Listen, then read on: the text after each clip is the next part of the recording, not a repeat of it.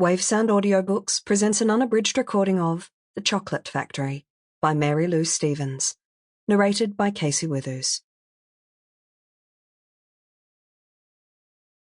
1. Dorothy, late September 1921.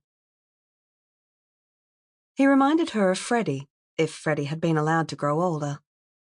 The man's steps were steady despite the roll of the ship. Every movement was sure and measured. But there was something else, something she couldn't quite put her finger on. Dorothy longed to catch his eye, to see a recognition there, even though they'd never met. She dared a smile, but his only greeting was a brief good morning before he bowed his head and moved on. She was left with ghosts. She had hoped it would fade, this haunting.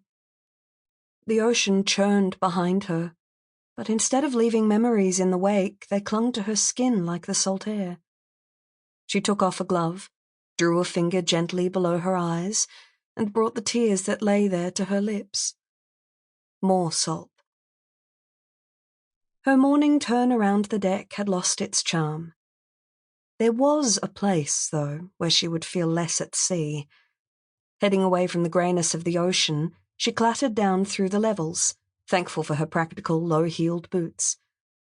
Below the waterline, deep within its metal hull, the beating heart of the ship lured her onwards. As she descended, the air pressed on her with the weight of heat.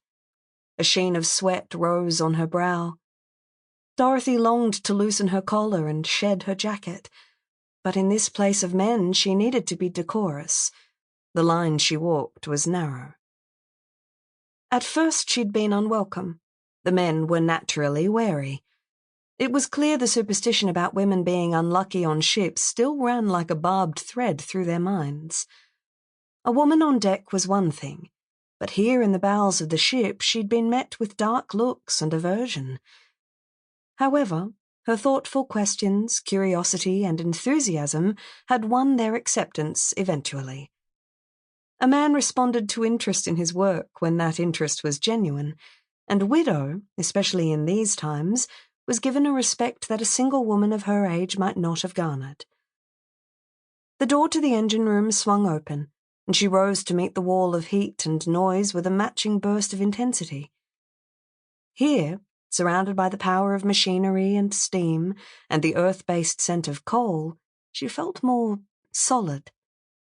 Here was the gravity she needed, afloat on the roiling sea. Here she was grounded by the massive mechanism. Sample complete. Ready to continue?